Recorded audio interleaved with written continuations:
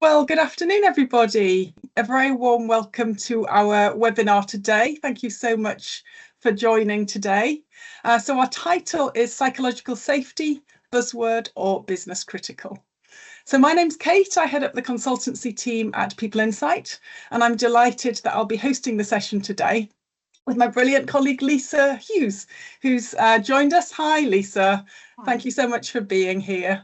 So Lisa's a colleague of mine. She has a huge amount of experience in the field of OD and consultancy, and specifically has been supporting clients recently to create psychologically safe environments. So really keen to hear Lisa's expertise today. Thank you so much for being here, Lisa. So let's get on with the topic of today. And when you signed up, we did ask you to share your biggest challenge in relation to psychological safety. And you can see from this chart here that everybody is at a different stage of the journey. For some, it's really thinking about knowing where to start in relation to psychological safety. For others of you, it's around getting leadership to engage with the concept of psychological safety. Some of you are thinking about measurement, whereas for others, it's about how we turn insight into practical action. And actually, that was the sort of most typical response that we got when we posed the question. So in the session today, we're really hoping to cover each of these stages and to provide you with useful support at each of these four important stages. So before I start asking Lisa some questions, I thought it could be helpful just to share a definition of psychological safety up front. Obviously, there are many definitions, as you'd expect, but this is pretty typical. And this definition here, so psychological safety refers to the belief that it's safe to speak up, to share ideas, to ask questions, and importantly, to admit mistakes without fear of ridicule or punishment. This is actually a definition from Amy Edmondson, who's done a lot of really important work in this area. She's a Harvard Business School professor, and she really coined the phrase of psychological safety. Importantly, what she talks about a lot is that it's a shared belief within teams. So it does absolutely relate to the team environment, that within that team, people do feel that they have the ability to speak up, to share ideas, and to admit mistakes, and that this is really important to team performance. You may also have heard of Project Aristotle, which was a study of Google Teams to really understand what made teams effective and to uncover the secrets of high-performing teams. And this project concluded that the most important factor for team success was psychological safety. So on that note, I think it's important that we delve into this topic in more detail. As I mentioned, I've got a range of questions that I would like to ask Lisa now. And if you have any that you would like to add, then please do share those in the chat. But Lisa, we've shared a definition of psychological safety. It might be helpful if you could perhaps start by just busting some common myths on the topic of psychological safety, just to get us started, please. Yeah, of course. And thank you, Kate. So one of the common myths of psychological safety is it's all about us all being nice to each other and avoiding conflict.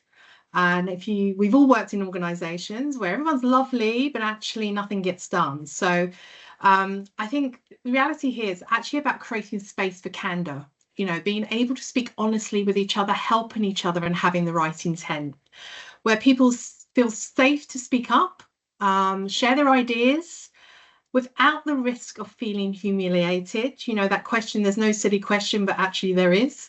It's definitely not about being comfortable, psychological safety. It's about courage. But along with that comes respect. So one of the critical things here is that building respect between each other, doesn't matter what role you do in the organization, what hierarchy you're in, you're able to communicate with each other. And Timothy R. Clark, who actually is a doctor who studied at Oxford University, has some amazing research around the interaction between each other and how that really does start to build a psychological safe environment. Other sort of myths will be around it's always the leader's role. Actually, it's all of our role, but the leader plays a really important part in facilitating that and role modeling the behaviours that we'd expect in a really safe environment. Others include things like that it doesn't drive accountability or responsibility. And that's simply not true, because when people feel safe, they're more likely to take more responsibility and accountability because their voice is heard, they feel listened to, and they can challenge where they think things maybe not are realistic, smart, or where they think there might be risk. So just to sum up what Dr. Timothy Clark said in a quote, is culture of rewarded vulnerability. So being able to bring yourself, and we all talk about belong and inclusion, but really being vulnerable to bring yourself to the organisation, making sure, enabling you to take risks, and that's where innovation comes from. If you're able to take risks, you can be more innovative, but are encouraged and rewarded for doing so. So that recognition piece plays a really important part in psychological safety too. Feeling safe to speak up, ask questions, admit mistakes, those sorts of things are critical to really encouraging a psychological safe environment. Thanks, Lisa. I feel I've learnt some stuff already there, actually. You've covered a lot. So I think some of the words you mentioned that really resonated with me were absolute respect. That's critical, but also courage and challenge and vulnerability. You know, they are all key things, particularly for leaders to think about when building this psychological safe environment, I would say. Yeah. Perhaps we could just go a bit further and we could think about, you know, some of the risks associated with getting it wrong. Could you maybe share something here about the impact of poor psychological safety within the workplace? Well, I mean, there's loads of examples, and I'll probably lean into those a little bit later. But it's definitely not a soft concept, psychological safety. It's a strategic imperative.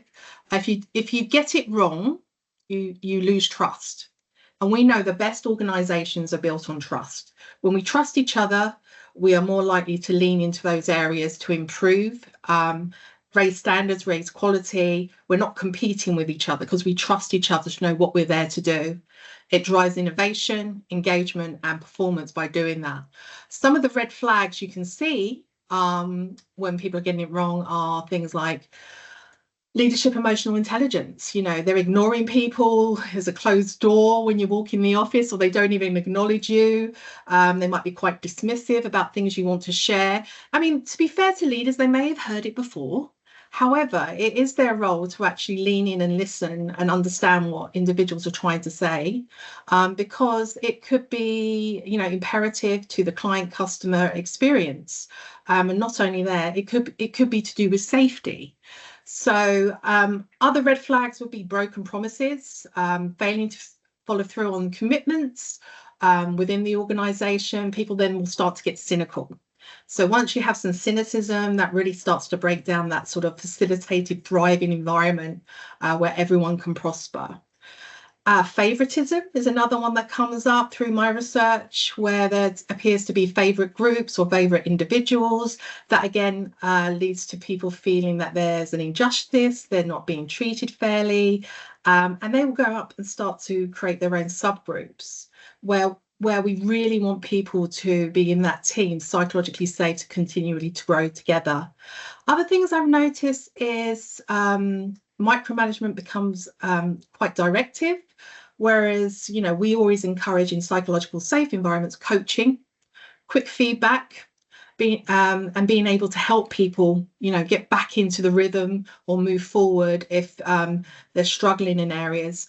Micromanagement will take you back as an organisation. So it's really important to think about, as a leader or a manager, what am I doing here? Am I being too directive? Because that can start to absolutely eradicate psychological safety.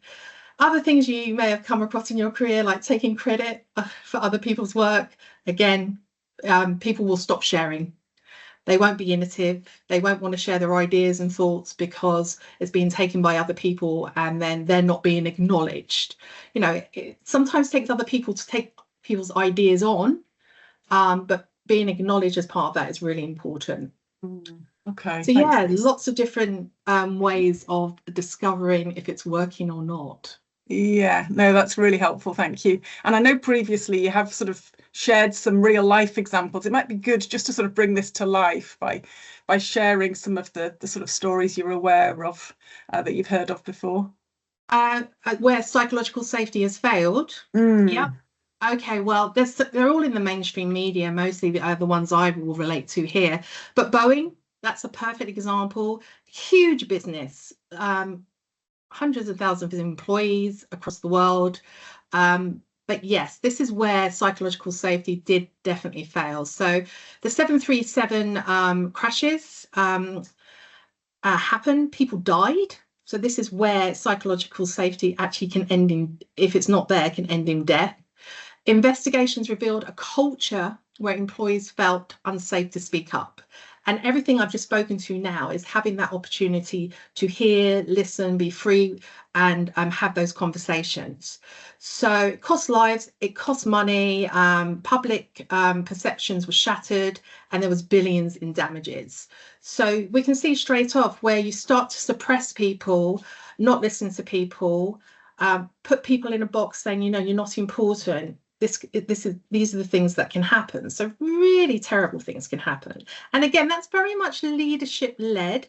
I have no doubt there was people that may have been deemed complicit in the Boeing case, but they would probably had been trying to share their views and their concerns and worries, but were just dismissed.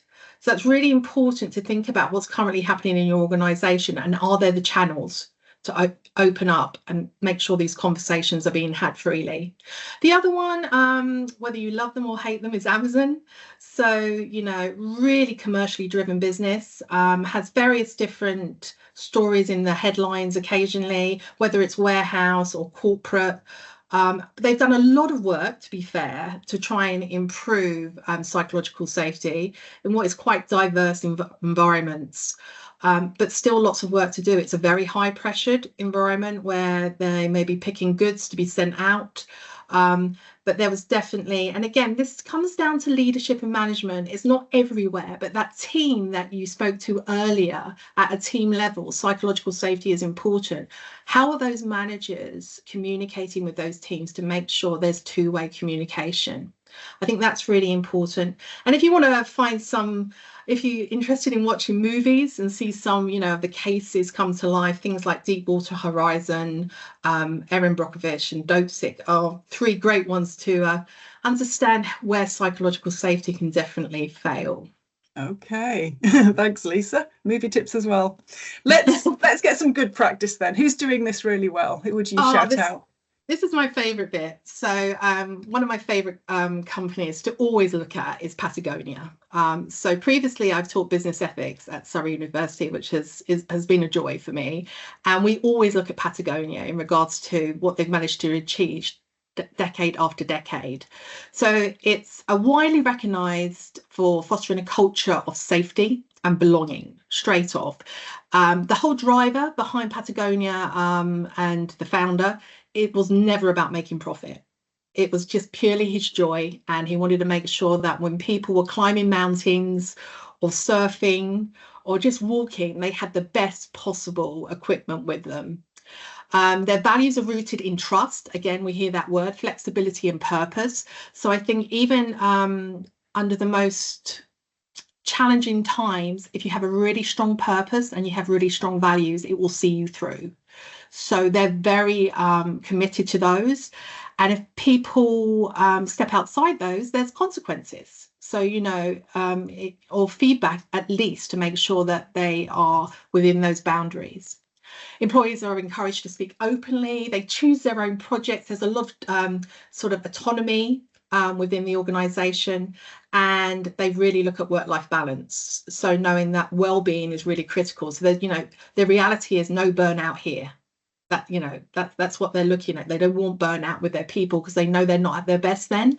So the culture is evolved by that, but it has to be facilitated by those leaders, where their emotional intelligence, their purpose, their values is one of their criterias. So a great organisation to research if you so wish. Another one which I've been lucky to visit is Zappos. Zappos started as a shoe company that would send shoes out, a bit like Amazon, but it was predominantly shoes. The previous CEO, Tony Hirsch, he wrote a big book on happiness. And their whole culture is about psychological safety. It's about belonging and happiness. When I actually visited their offices in Vegas, it is in Vegas, yes. It's all open spaced. Tony used to sit anywhere, you know, he could be in one team with the customer service, or he could be in the warehouse at times. He didn't have his own office. He was very open to conversations when he was there. And they're, you know, they have core values around things, deliver wow through service. What I really loved about the practical application of psychological safety at Zappos was that all customer clients were given the autonomy to wow that customer. They didn't have to go through hierarchy. They could just literally either say, well, have these shoes on us because we failed, or we're going to send you a 50% discount. They have the autonomy to really make sure that customer experience at its best. And I think there's nothing better for an employee feeling they're that empowered. And obviously that then comes back through client retention and clients and customers coming back to you. Thanks, Lisa. Two great examples there. And again, some really helpful lessons, I think, for all of us. Particularly what you said, I think, about the purpose and the values, having a really clear direction and purpose that everyone feels part of, and making sure that the values are lived through the organisation. They're led by the top, but also everyone in the organisation uses that to sort of, behave in an appropriate way in line with psychological safety. So yeah, that's really super helpful. But let's just make sure that we are providing some practical support to our clients. We learned at the beginning that people are at different stages of their psychological safety journey, if you like, and for some they are just starting to think a little bit more about it as a topic. What advice would you give to those of us just starting out here? Okay, well, there's a couple of pieces here. I think, firstly, psychological safety can just seem like two words on a page. I've seen it in various different board papers. We should do more about psychological safety.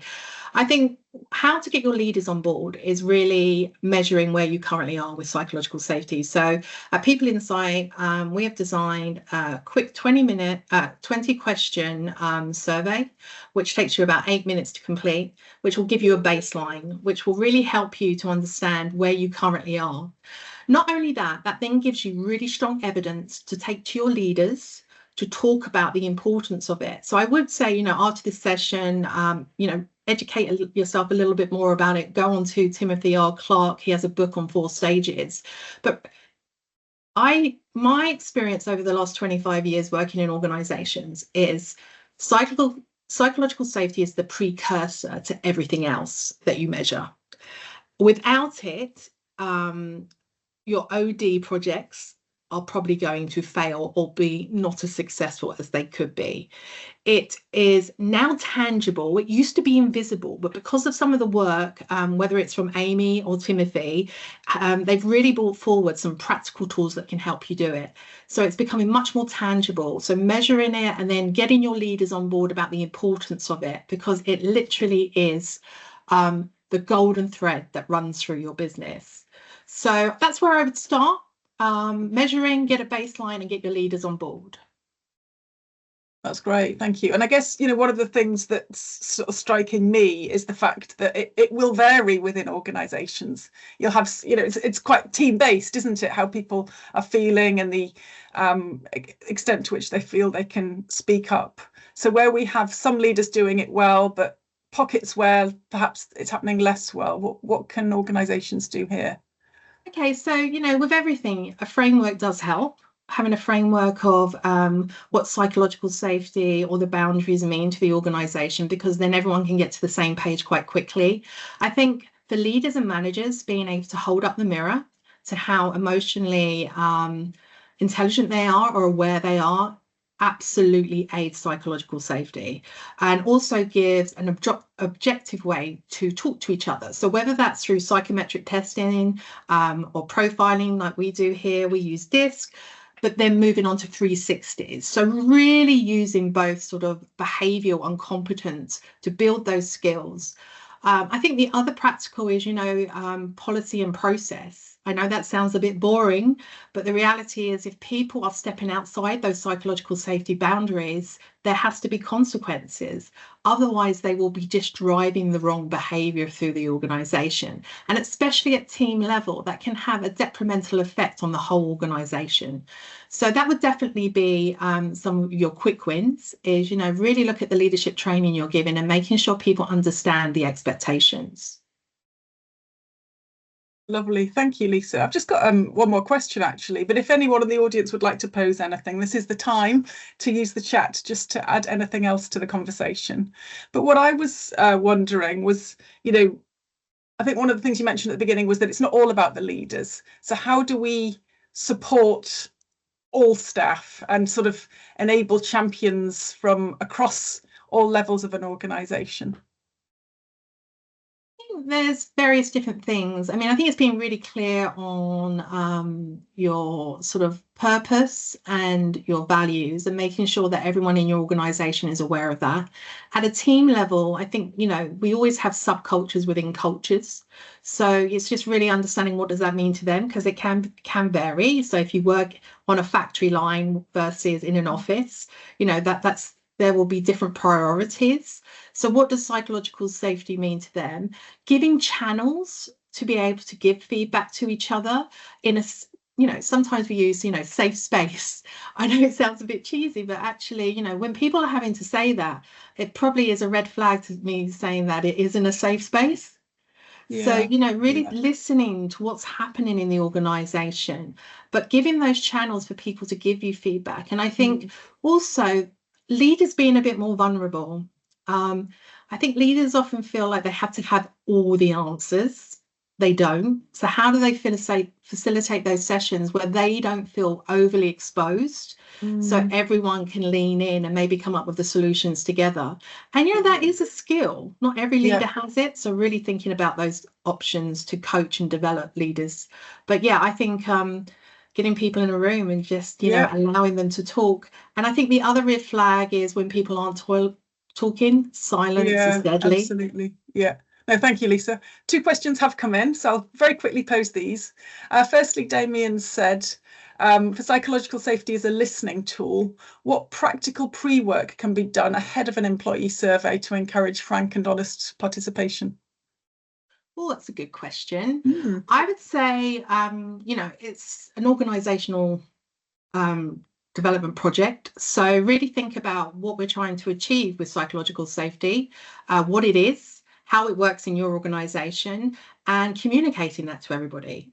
What roles people play in that. So it is comms piece, an educational piece, but also with some empathy around we don't have all the answers, we're on a journey with this, but actually let's start to lean into that.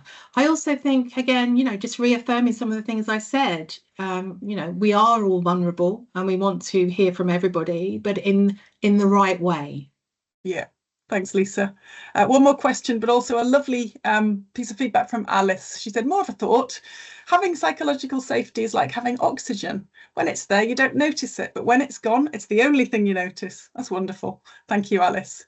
And we have a question from Davine. Would you draft a bespoke policy, or do you think aspects of this is already included in existing policies, such as anti-bullying and harassment or professional behaviour expectations? Wow, that's a big question to answer in a couple of minutes.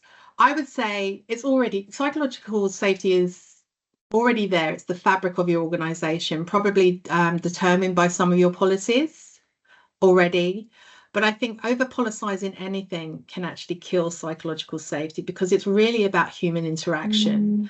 And I think you need to be careful where you have a policy where you're forcing people into groups or into situations where they might feel uncomfortable. They may feel so vulnerable that they're not even going to talk. So, this is a gentle piece of work, but it's absolutely the foundation of everything else you do.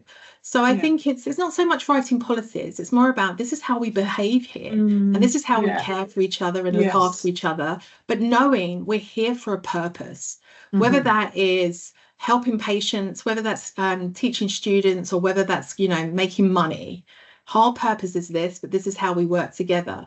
And ultimately, we all know and can probably think about a time in our life when we have felt really safe at work, when we have felt like we can speak freely and not be criticised or shut down or ignored.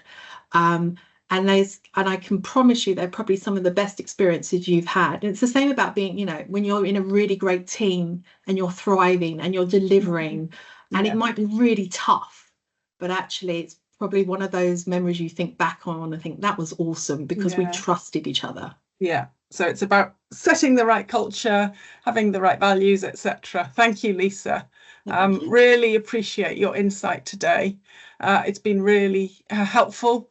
I've just got a couple of slides to close then, if that's okay. Really, just to thank you all for attending, and just to say, to sum up, you know, if you do need support in this area, we would be delighted to help. As Lisa said, we do have a short psychological safety pulse survey. We'd be delighted to share that.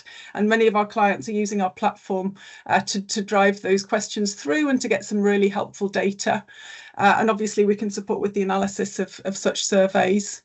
We also do support one-to-one with leaders where required, so coaching to help them establish psychological safe workplaces. We also do workshops, and Lisa's led on the development of a really solid workshop around creating psychological safety. So that's another way we can support. And we often run focus groups really to understand from employees what is getting in the way of them feeling safe to speak up openly. But, you know, providing that feedback to us can provide really helpful insight, and for us to make recommendations based on the feedback from staff. So lots of ways in which we are able to support you with psychological safety, should that be required. And I'm delighted to say that Lisa has made her calendar available. So if any of you would just like to have, you know, a really informal discovery call just to discuss anything related to psychological safety with an expert, you can use this QR code here and book some time directly into Lisa's calendar. So thanks so much for doing that, Lisa. That's great. And just as a final thank you to everybody for attending, just wanted to let you know that we do have a partnership with Eden People and Planet, which is a non-profit organisation dedicated to restoring degraded landscapes and combating deforestation. And we work with them by donating trees, and we will be donating trees based on you attending today. So thank you. Last year we donated over 15,000 trees, which was really great in terms of supporting this really important initiative with Eden, who really do support local communities to plant, grow and protect millions of trees every year. So thank you so much for being a part of this today. I hope you have found this conversation helpful. We'd love you to keep in touch and to keep this conversation going. So many thanks.